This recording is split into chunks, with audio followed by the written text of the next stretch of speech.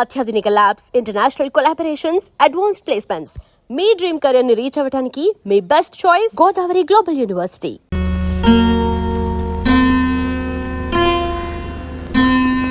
మీ పరువు పోకూడదని మీరు మగవారు కాబట్టి తాళి కట్ట భర్త కాబట్టి ఇందాక నోరు మూసుకున్నాను. నిజం చెప్పండి, తాళికి మీకు ఏం సంబంధం? గౌరీ, చెప్పండి, ఏం సంబంధం? గౌరీ, ఎందుకు అరుస్తావు? ఎందుకు అరవకూడదు? ఎందుకు అరవకూడదని అది ఉంటుందా? వింటే మీతో కాపం చేయరా? గౌరీ, గౌరీ, ఏమిటి అర్థమైన మాట? నేను మాట్లాడేది కాదండి, ఇందాక అతను చెప్పిన ప్రతి పదానికి అర్థం చెప్పండి. మీరు ఎవడో వెధవ చెప్పిన మాటలన్నీ నోటికొచ్చినట్టు మాట్లాడు. కాస్త అర్థం చేసుకో మాట్లాడు. అర్థం చేసుకోవాల్సిన నేను కాదండి, మీరు. నా స్థానంలో ఇంకెవరైనా ఉండుంటే దాన్ని నడబట్టి గంటేసేవాళ్ళు. వెళ్ళి రోడ్లో పోయేవాడు ఎవరైనా అడగండి. ఎవరితో మొగుడు వదిలేసిన దాన్ని తీసుకొచ్చి నా ఇంట్లో బెడ్రూమ్ లో స్థానం ఇచ్చాను. గంట అరగంట టైం దొరికినా దాంతోనే కూర్చొని మాట్లాడతాను. దాని మొగుడు వచ్చి పిలిచినా పంపించకుండా నా ఇంట్లోనే ఉంచుకున్నాను. దీన్ని నా భార్య అపార్థం చేసుకుంది. రేటంటారా తప్పంటారానని. ఎవరైనా అన్నం తినేవాడైతే నోట్లో గట్టి పెట్టిపోతాడండి.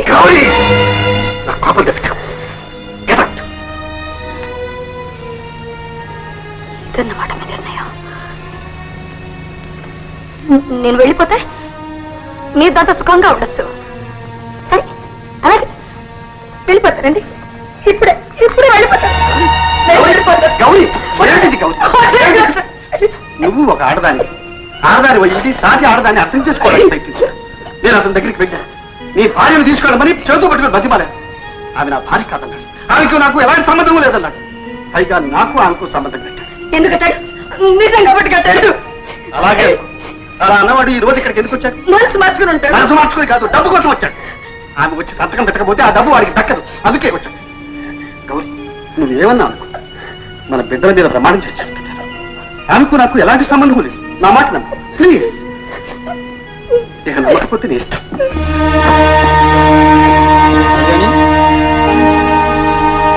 కళ్యాణి,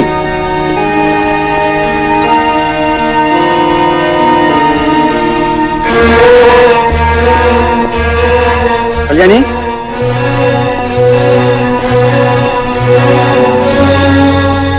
కళ్యాణి, కళ్యాణి, కళ్యాణి, ఆగు. ఏమిటిది? వద్దండి, నన్ను వెళ్ళనివ్వండి.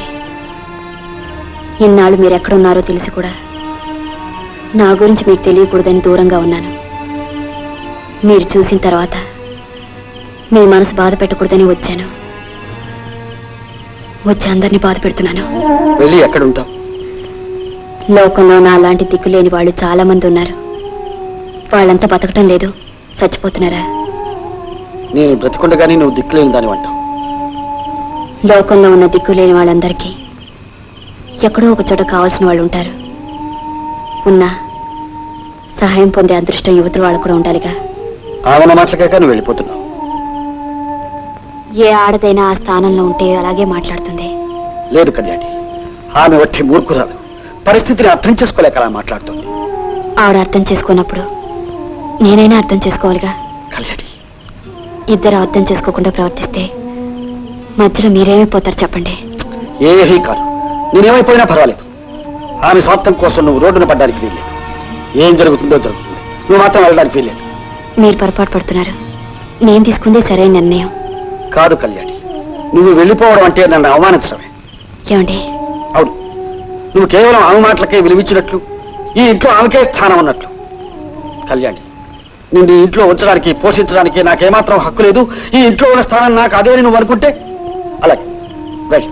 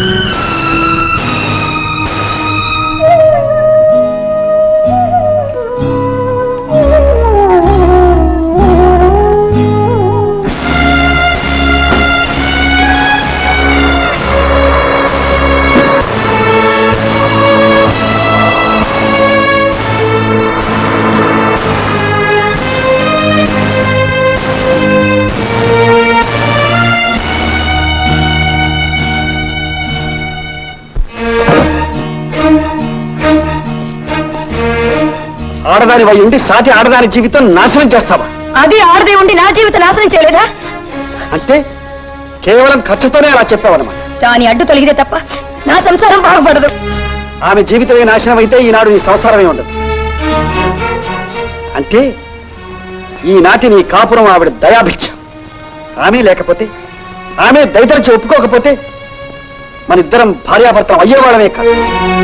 ఒకప్పుడు నువ్వు చావు బ్రతుకుల్లో ఉంటే ఎవరో ఒకరు పెళ్లి చేసుకుంటారు అంటే తప్ప ఆమె బ్రతకదని డాక్టర్లు అంటే ఈ మాత్రం సాయం చేయలేవని మీ నాన్నగారు నా చేతులు పట్టుకు బ్రతిమాలితే అప్పటికే మా పెళ్లి ఖాయమై కూడా సాటి ఆడదాని జీవితం బాగుపడాలని ఆమె త్యాగం చేస్తే మీ నాన్నగారు నాకు చేసిన సహాయం మర్చిపోలేక కృతజ్ఞతాపూర్వకంగానే నీ పెళ్లి కొప్పుకున్నాను. కేవలం కృతజ్ఞత కోసమే పెళ్లి చేసుకున్నారా? అవును. మనసిచ్చి పెళ్లి చేసుకోలేదన్నమాట. లేదు. పెళ్లి చేసుకున్న తర్వాత కూడా మనసు ఇవ్వలేదన్నమాట.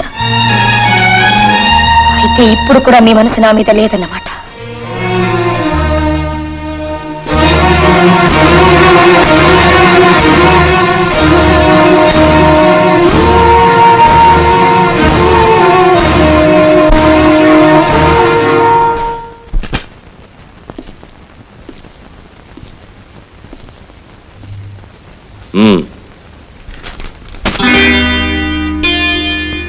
ఏమిటిది? దస్తావేజులు. దేనికి? దేనికా? ఆ లాయర్ ఇంటి చుట్టూ తిరిగి, ఆ చక్రవర్తి ఇంటి చుట్టూ తిరిగి, ఆ కోర్టు చుట్టూ తిరిగి వేలకు వేలు ఖర్చు పెట్టి నేను ఇంటికి తీసుకొచ్చింది ఎందుకు అనుకున్నావు? నీ మీద ప్రేమ గారిపోయా? ఈ కాగితాల మీద సంతకాలు పెట్టడానికి. ఏమిటి అలా చూస్తావు? నువ్వు వీటి మీద సంతకాలు పెడితే మీ నాన్నకు రావాల్సిన ఆస్తి అంతా నాకు వస్తుంది. అప్పుడు నిన్ను ఫ్రీగా వదిలేస్తాను. ఆ తర్వాత నువ్వు ఆ చక్రవర్తి గారితోనో ఆడి బాబుతోనో నీ ఇష్టం. నేను పెట్టను. ఎందుకు పెట్టావు? పెట్టినా పెట్టపోయినా ఆస్తి మీకేగా వస్తుంది. ఎలా వస్తుంది? మీరు బతికుంటే. అయితే నన్ను చంపేయండి. అమ్మా, చంపేస్తే నన్ను జైల్లో పడేరు. అప్పుడు ఈ ఆస్తి ఎలా అనుభవిస్తాను? అప్పుడు నేను చచ్చేదాకా ఆగండి. అది మా నాన్నగారు ఆస్తి, నా బిడ్డకే చెందాలి. నేను బ్రతికుండగా నా బిడ్డను అనాథం కానివ్వను.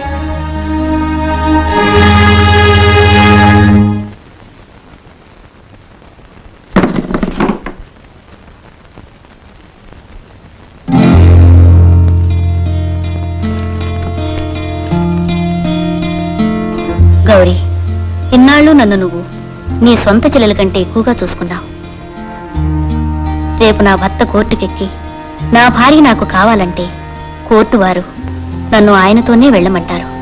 ఆయన దగ్గరే ఉండి కాపురం చేయమంటారు. మా కాపురం కోర్టుకెక్కకముందే, నలుగురిలో రచ్చకాకముందే నా అంతట నేనే ఆయన దగ్గరికి వెళ్తున్నాను. చెప్పకుండా వెళ్ళినందుకు మన్నించు. నీ రజని.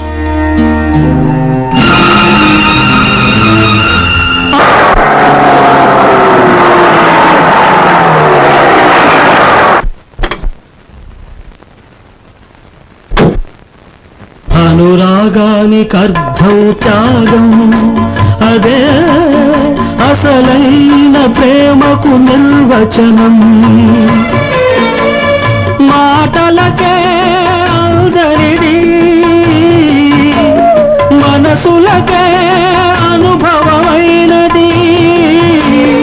భాష లేనిది భావన ఉన్నది. జన్మకు సరిపోనిది, జన్మలకే అంకితమైనది. ప్రేమకు మాంగళ్యం, ప్రేమకు మాంగళ్యం. పసుపు తాడుకు ముడులు వేసి బంధమంటే సరిపోదు. 7 అడుగులు నడిచిన తనే భార్య అంటే సరికాదు, సరిపోదు, సరికాదు.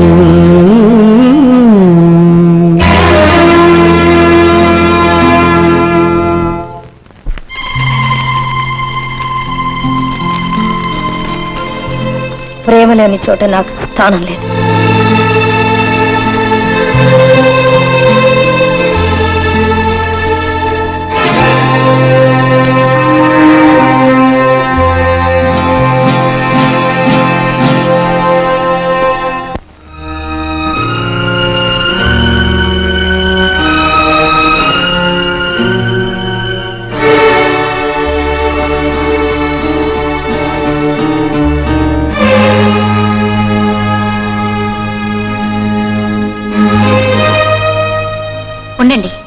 పిలుస్తాను.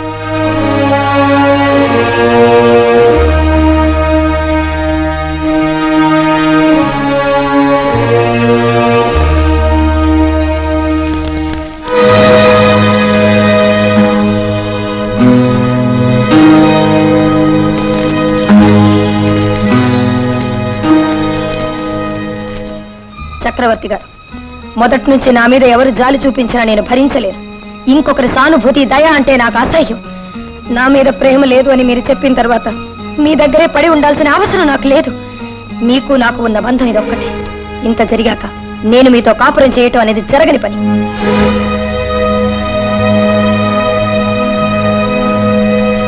ఆగండి.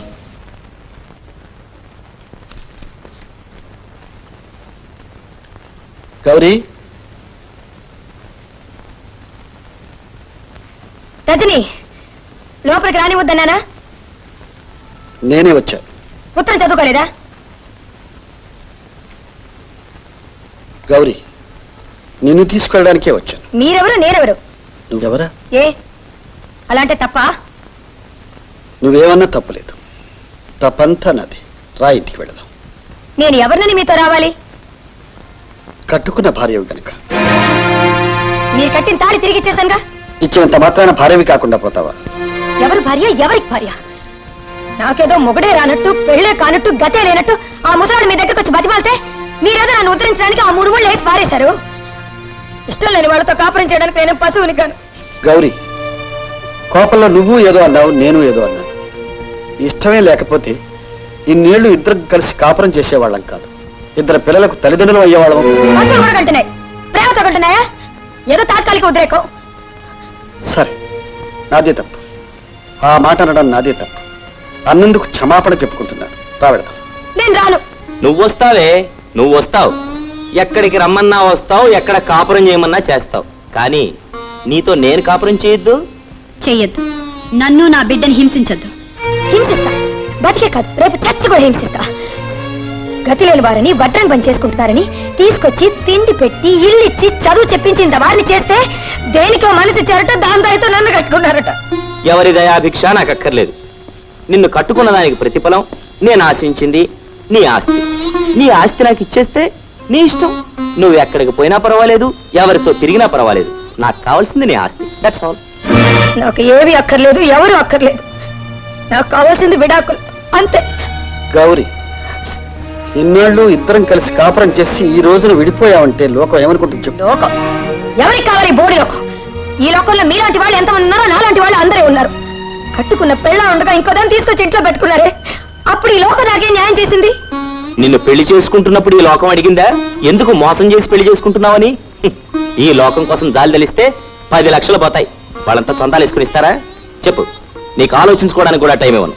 మర్యాదగా సంతకం పెడతావా, నీ కొడుకుని చంపేమంటావా? అగా నా కోసం రా, మన పిల్లల కోసం రా. వాళ్ళని చూస్తేనే నాకు అసహ్యం. కారణం వాళ్ళు మీకు పుట్టడమే. గౌరీ, గౌరీ, మన కోసం పిల్లల భవిష్యత్తు నాశనం చేయొద్దు. నా భవిష్యత్తే నాశనం అయిపోతే ఇంకొకరి భవిష్యత్తు గురించి నేనెందుకు ఆలోచించాలి? కనీసం పిల్లల కోసమైనా మనం కాపురం చేయాలి. ఆ అవసరం నాకు లేదు. పోనీ నాకుందనుకో. ఉంటే ఆ పిల్లల్ని మీరు తీసుకెళ్ళండి. గౌరీ, ఇంతవరకు భార్యాభర్తల్లో ఎవరు ఆవేశపడ్డా ఇంకొకరు తొందరపడకూడదని ఆలోచిస్తూ వచ్చాను. ఇప్పుడు నీ ధోరణి మరీ శృతిమించిపోయింది. తాడు తెగే వరకు లాగొద్దు. తెగే వరకు కాదు, నేనెప్పుడో తెంచేసుకో. గౌరీ, తాడు తెంపుకోవడం అంటే ఏమిటో తెలుసా? భర్త చావడం. వాడిని చేయకండి. వాడిని కన్నందుకు నన్ను చంపండి. నిన్ను చంపను, వాణ్ణి చంపను. చిత్రహింసలు చేస్తూ ఉంటాను. నువ్వు చూసి సహించలేకపోతే సంతకాలు పెట్టి మానేస్తాను. ఏదో కాగితాలు పడగా.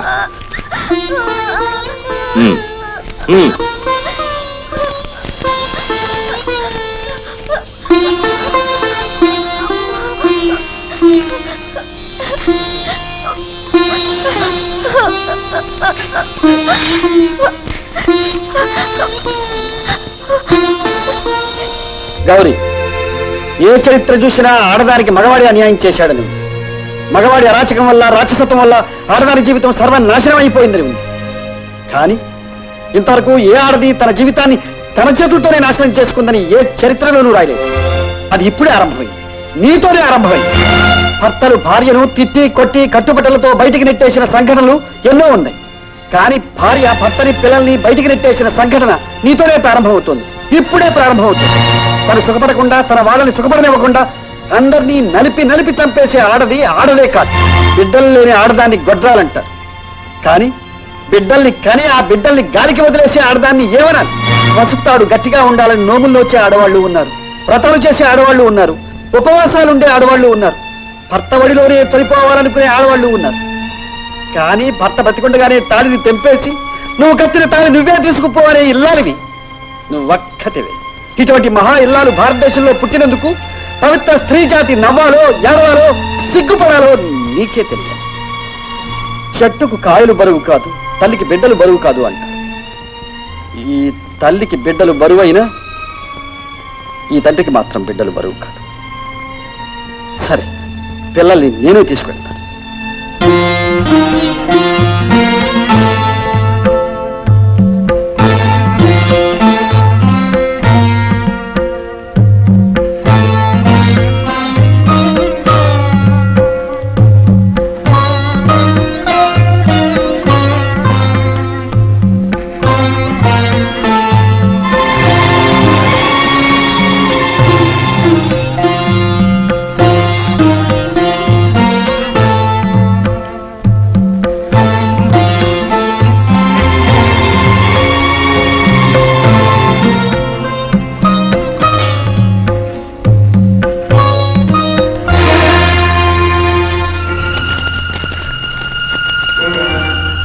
చక్రవర్తి గారు, క్షమించండి.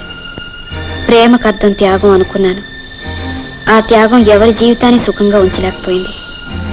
అందుకే అందరి జీవితాల నుంచి శాశ్వతంగా దూరంగా వెళ్ళిపోతున్నాను. కానీ నా బిడ్డ దిక్కులేని అనాథ మాత్రం కాకూడదు. మీరు ఆమె నా బిడ్డకి తల్లిదండ్రులు కాగలిగితే నాకు జీవితంలో అంతకంటే కావాల్సింది ఏమీ లేదు.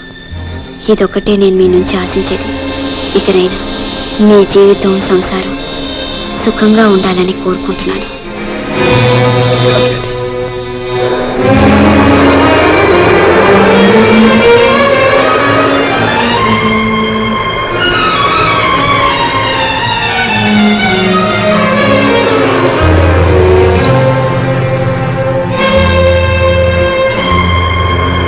కళ్యాణి,